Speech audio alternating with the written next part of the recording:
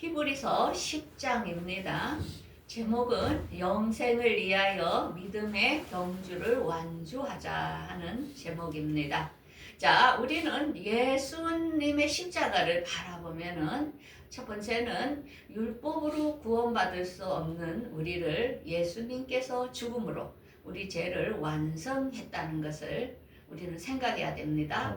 그리고 예수님으로 말미암아 하나님과 멀어진 우리의 관계를 하나님께 나아갈 수 있는 길을 열어줬다는 것을 기억하고, 그 다음에 예수님께서는 지금 하나님의 우편 보좌에 계시지만은 다시 우리를 데리러 오실 재림을 생각하며 우리가 부활될 것을 기다리고 사모해야 된다는 것이 우리 기독교의 완성입니다. 자, 그래서 오늘 히브리서는 이러한 것을, 옛날에는 유대인들은 정말 모세와 천사가 예수님보다 나은 존재인 줄 알고, 또한 핍박이 올 때 그들은 예수님을 떠나려고 했었습니다. 그때의 신앙을 바로 잡아주기 위해서 오늘 이 하나님의 말씀을 기록한 것입니다. 그래서 10장은 예수님께서 완전하게 우리를 위하여 단번에 제사를 드렸다는 것, 그 다음에 우리가 하나님께 담대히 나아갈 수 있는 문, 하나님과 대화할 수 있는 문을 열어줬다는 거죠. 그 다음에는 우리는 끝까지 이것을 믿음을 배교하지 않고 끝까지 믿음으로 완주할 때에 우리가 영원한 새하늘과 새 땅에 들어가는 존재라는 것을 오늘은 히브리서 이 10장을 통하여 우리에게 말씀을 하고 있습니다. 자, 그래서 우리는 첫 번째 율법의 한계와 그리스도의 완전한 제사, 그리스도가 완전히 죄를 위하여 제사 드린 본문의 말씀을 한번 보도록 하겠습니다. 1절에 율법은 장차 올 좋은 일의 그림자일 뿐이요 참 형상이 아니므로 우리가 해마다 드리는 같은 제사로는 언제나 온전하게 할 수 없다는 거죠. 우리가 예수님이 안 왔다면 우리도 매일 이렇게 짐승을 들어 제사를 해야 합니다. 그게 얼마나 힘들고 번거롭겠습니까? 그런데 이렇게 율법을 우리에게 준 거는 뭐냐면은, 그렇게 제사 드리는 것은 우리가 죄를 기억하게 합니다. 율법이 없으면 우리가 죄가 무엇인지를 모르고 사는데, 율법은 우리가 죄를 알기 위하여 율법을 주셨다는 거지요. 그래서 이런 율법으로는 우리가 구원을 받을 수 없기 때문에 5절에 하나님께서는 오직 예수님이라는 분을 우리를 위하여 예비를 하셨다는 것입니다. 그래서 7절에 이 예수님에 대하여, 예수님이라는 분은 하나님의 뜻을 이루러 이 땅에 올 것을 성경 전체는 구약에 이렇게 기록을 해 놓았다는 것입니다. 그러므로 10절에 예수님께서는 단번에 그가 십자가에서 우리를 위하여 죄를 드림으로 우리를 거룩하고 의인이라고 칭해 주셨다는 것을 우리는 예수를 생각하면 기억을 해야 됩니다. 그래서 예수님은 우리를 위하여 영원한 제사를 드리고 지금 하나님 우편에서 우리를 위하여 중보 기도를 하고 계신다는 거죠. 그래서 한 번으로 우리 죄를, 영원한 제사를 예수님이 대신 짊어지셨다는 것을 우리는 알아야 합니다. 그 이유는 뭡니까? 우리에게 다시는 우리를 볼 때에 우리의 죄를 지적하지 않고 죄를 기억지 않기 위하여 우리가 예수님이라는 분을 앞세워서 우리가 하나님께 나아갈 수 있는 길을 열어주셨다는 것입니다. 자, 그러면 대체 예수님께서 죄를 다 담당하셨다는데 우리는 왜 매일 예수님께 회개를 해야 할까요? 우리는 지금도 날마다 회개 기도를 합니다. 대체 죄가 무엇이길래, 죄의 정의가 과연 무엇일까요? 우리는 죄의 정의에 대해서 정확히 알아야 됩니다. 죄는 아담과 하와가 하나님의 말씀을 거역한 것이 죄라는 것입니다. 아담과 하와가 에덴 동산에서 어떤 살인을 한 것도 아니고 누구를 죽인 것도 아니고 단지 하나님이 하지 마라 하는 명령을 어긴 것 뿐입니다. 그래서 죄는 하나님께서 우리에게 주시는 말씀을 거역하는 게 죄라는 거죠. 그래서 영생은 유일하신 참 하나님과 예수 그리스도를 아는 것입니다. 우리가 예수님의 말씀을 모를 때 우리가 영생을 할 수 없다는 거죠. 그래서 우리가 이 말씀을 아는 것이 우리가 알 때에 영생할 수 있는 길을 알려준다는 것입니다. 그러므로 죄라는 것은 나를 믿지 않는 게 죄라는 것입니다. 이 세상에 얼마나 착한 사람이 많습니까? 그런데 왜 그들이 심판을 받는 것입니까? 그거는 예수 그리스도를 믿지 않는 게 먼저 죄라는 것, 그러는 죄를 범죄하였다는 것입니다. 그래서 의라는 것은 무엇이냐면 의는 우리가 하나님께 가는 것, 우리가 부활하는 것, 부활하는 것도 믿지 않는 사람이 많습니다. 죽으면 막연한 천당에 가는 걸로 착각하는데 우리가 살아서도 예수님이 우리를 공중 강림하실 때 우리가 부활된다는 사실을 우리는 알아야 합니다. 자, 두 번째로는 예수님의 피로 우리는 성소에 들어갈 담력을 주셨다는 것입니다. 우리가 대통령궁에 대통령을 만날 때 우리 마음대로 못 들어갑니다. 그런 것처럼 우리가 하나님을 만나는 것도 함부로 하나님을 만나는 게 아닙니다. 그분을 보거나 할 때 우리가 예전에는 죽었습니다. 그래서 하나님께서는 사람들에게 하나님을 만날 수 있는 길을 열어줬는데 그게 뭡니까? 성막입니다.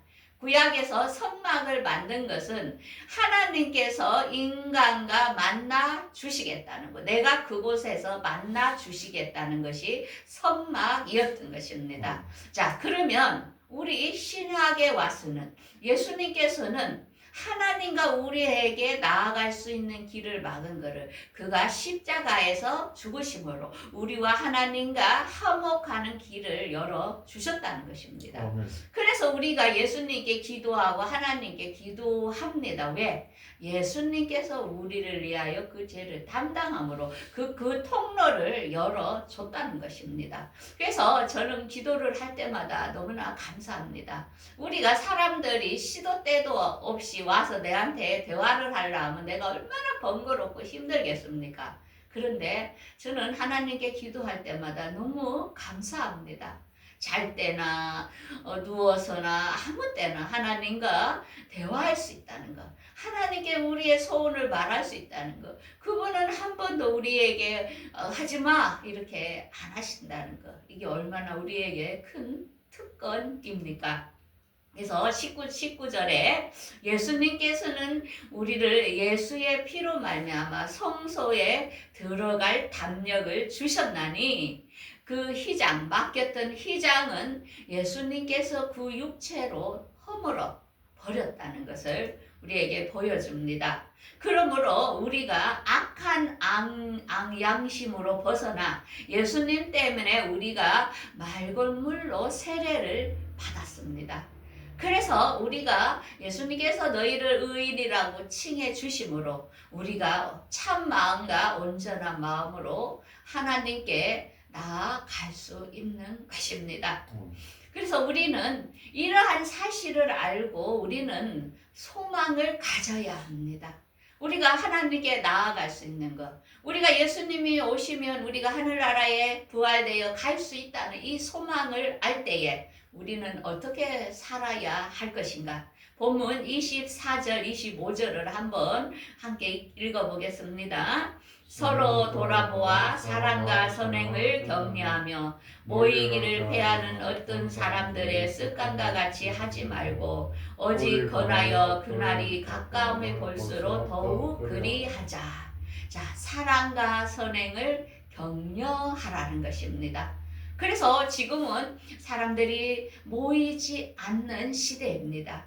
그래서 이 모이는 것, 말세가 되면 사람들이 예배하지 않고 모이지 않는 것을 우리가 권하라는 것입니다. 서로 모여서 함께 예배하고, 함께 사랑하고, 함께 격려하는 시간을 지속적으로 하라는 것입니다. 그러므로 공동체라는 것은 무엇이냐면은 서로 소망에 대한, 우리 주님께서 우리를 데리러 오실 소망을 같이 가지고, 그리고 사랑으로 한 마음으로 품어서 우리가 어떤 다툼이나 허용으로 하지 말고 항상 겸손한 마음으로 자기보다 남을 낮게 여기고 자기 일을 또한 돌아보고 또 다른 사람의 일을 돌아보아 하나님의 기쁨을 충만하게 하라는 것입니다.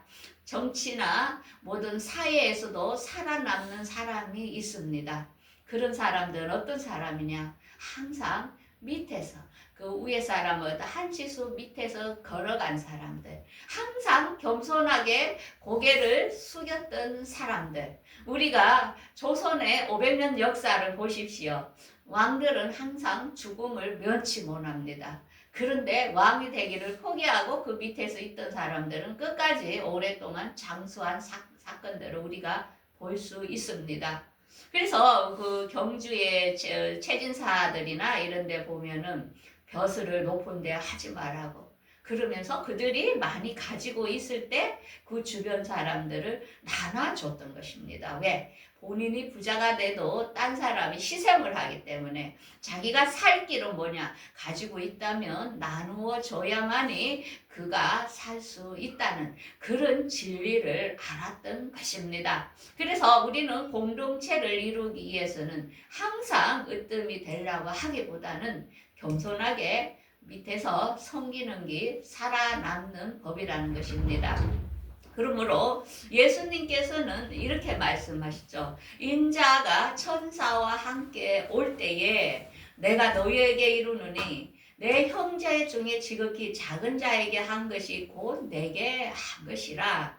내가 줄일 때, 내가 목마를 때, 내가 나그네 되었을 때, 내가 헐벗었을 때, 내가 옥에 있을 때, 그때 나에게 베풀었다는 것입니다. 그래서 우리가 예수를 믿는다는 건 뭡니까? 우리가 지식을 많이 알아서 가르치는 게 문제가 아니죠. 우리가 현장에서 직접 겸손함으로 남을 섬기고 남을 돕고 그런 것이 다 예수 믿는 것입니다. 예수님께 하는 것이라는 것입니다. 공부를 많이 해가지고 어떤 높은 자리에서 남을 군림하고 가르치고 그게 천국에 간다고 되어 있지 않습니다. 항상 우리가 이 세상에서 평범하게 사랑을 가지고 할 때에 그게 바로 예수님께서 나는 너를 안다 합니다. 우리가 예수를 안다고 아는 게 아닙니다. 예수님이 나를 안다 하는 게 중요하다는 것입니다. 내가 미국의 대통령 트럼프를 안다고 트럼프가 나를 아는 것입니까? 그렇지 않다는 것입니다. 우리가 예수를 믿는다는 것은 그 안에 예수님 같이 행했던 그 사랑을 가지고 행할 때 그가 참 제자라는 것을 주님이 인정한다는 것을 우리는 알아야 됩니다. 그래서 이 세상은, 이 바다는 소금 3.5%로 바다가 썩지 않습니다. 그래서 그 물고기들이 살고 우리에게 그렇게 넓은 것을 이렇게 볼 수 있게 해줍니다. 사람도 0.9%의 소금이 필요합니다. 우리가 몸에 소금이 너무 없으면 병이 듭니다.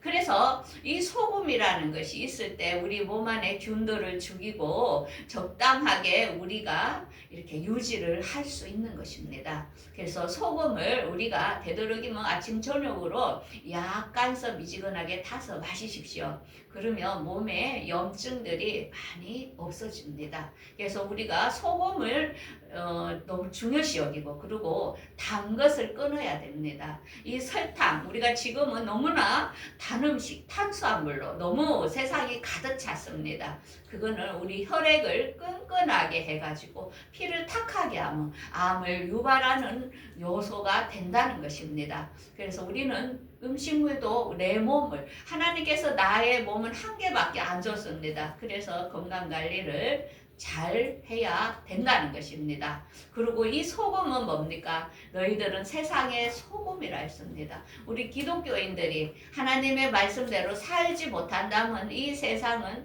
악하고 한없이 범죄 집단으로 된다는 것입니다. 그래도 여러분들이 하나님의 뜻대로 소금의 역할을 감당하기에 이 세상은 그래도 돌아간다는 것을 우리는 알아야 합니다. 그 다음에 세 번째로는 배교에 대한 경고와 믿음의 인내라는 것입니다. 이 말세 때는 많은 사람이 하나님을, 예수님을 배반한다는 것입니다. 그래서 믿음을 지킬 것을 그때 2000년 전에 이미 하나님은 이렇게 말씀으로 우리에게, 오늘날 우리를 사는 우리에게 경고를 합니다. 그래서 예수님께서는 공생의 때에 항상 씨앗에 대하여 비유를 많이 말씀하셨습니다.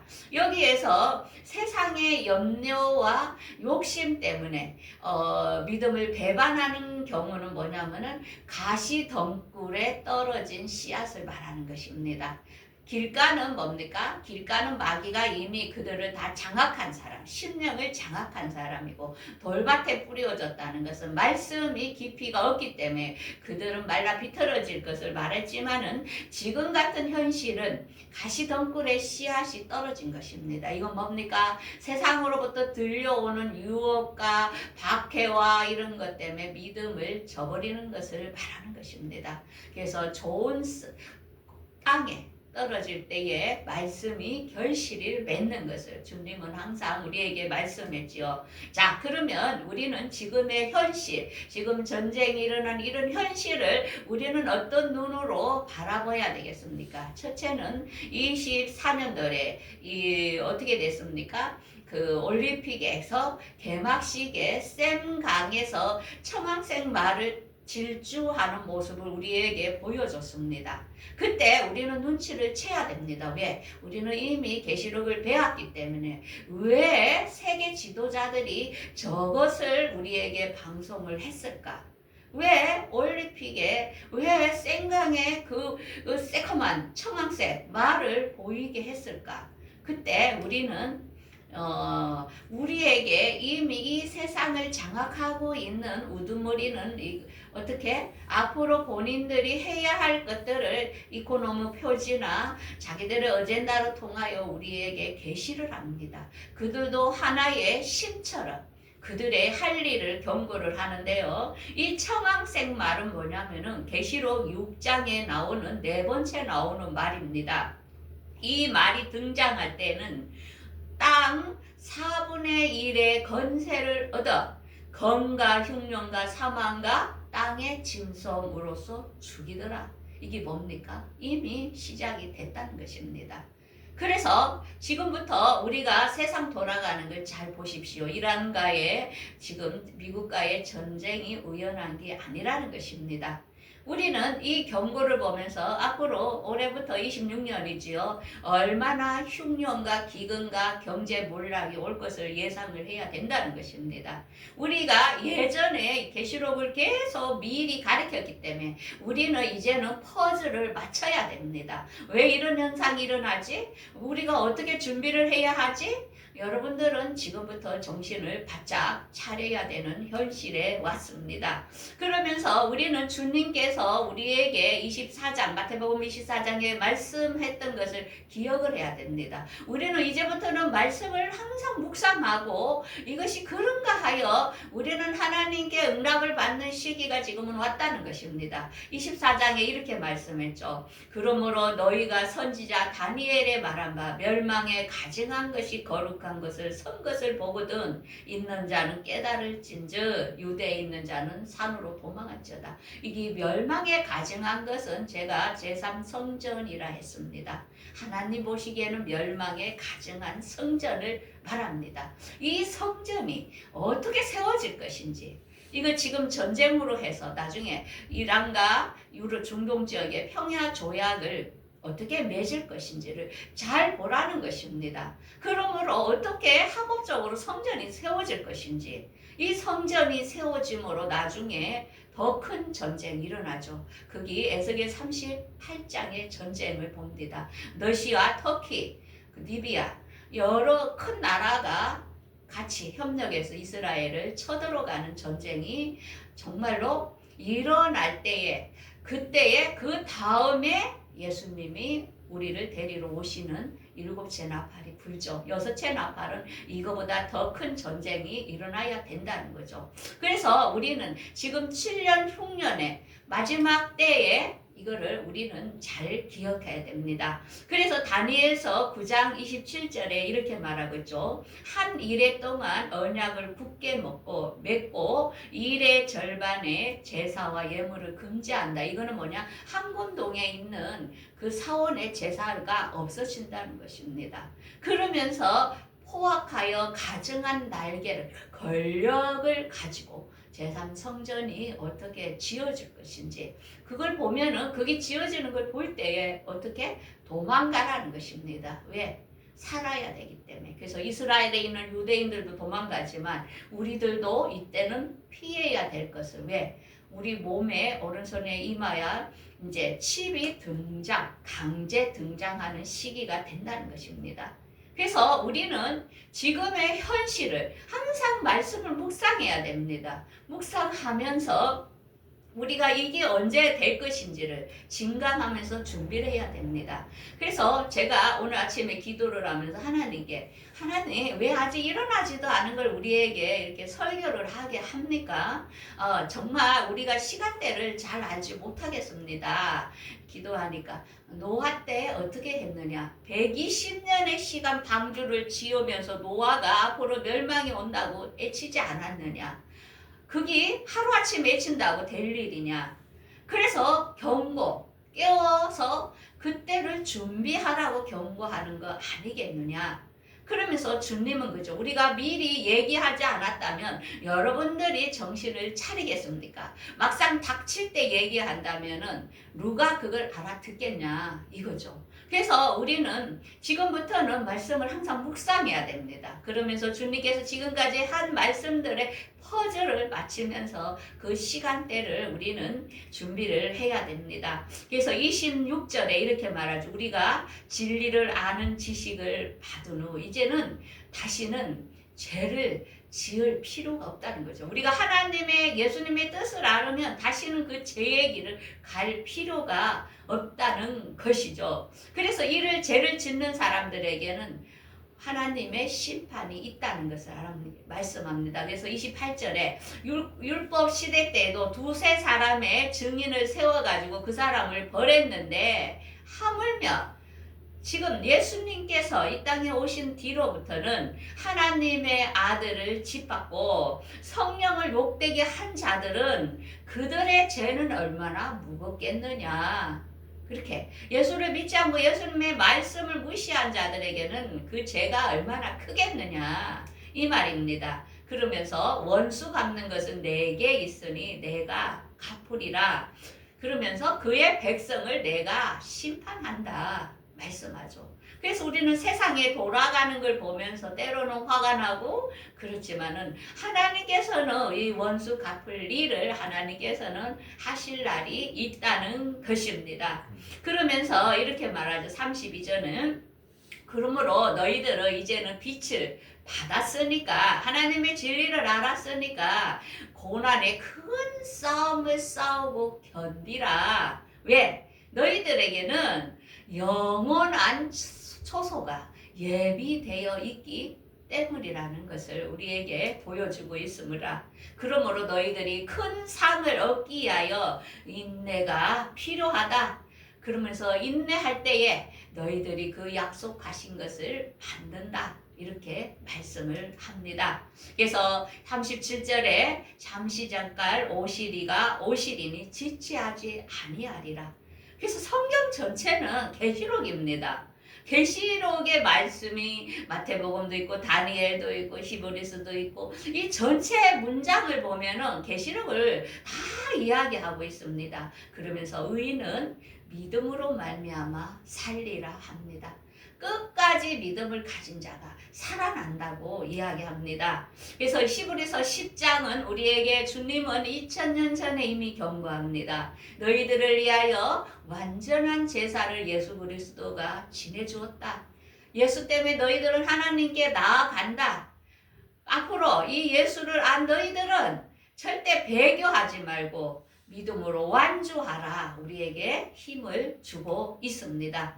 그러면서 요한계시록의 7교회를 우리에게 보여주었죠. 그 교회에서 가장 칭찬을 받았던 그 교회가 빌라델비아 교회입니다. 이들은 작은 능력을 가지고 하나님의 말씀을 지켰다는 것입니다.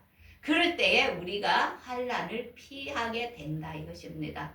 말 잘 듣는 사람을 말로 때리겠습니까? 그래서 우리가 예수 믿는 우리 중에는 이 환난이 오기 전에 예수님께서 우리를 부활시켜 데리고 갈 사람이 있고 환난을 들어가야 할 두 성도가 있다는 것을 우리는 알아야 됩니다. 여러분들 어느 편에 서겠습니까? 여러분들의 믿음대로 하나님은 심판이 정해져 있다는 것입니다. 그래서 지금은 앞으로 한 일에 7년이라는 것을 주시해 봐야 됩니다. 한 일회를 이루는 과정이 지금 말세입니다. 이 말세라는 것은 끝이 아닙니다. 이 기간이 지나면 다시 이 땅은 천년왕국이 이루어지기 때문에 또 새로운 시작이 이루어지는 가운데 우리는 변화기에 살고 있다는 것입니다. 그러므로 우리에게는 믿음의 선한 싸움을 싸우라 합니다. 영생을 취해라 합니다.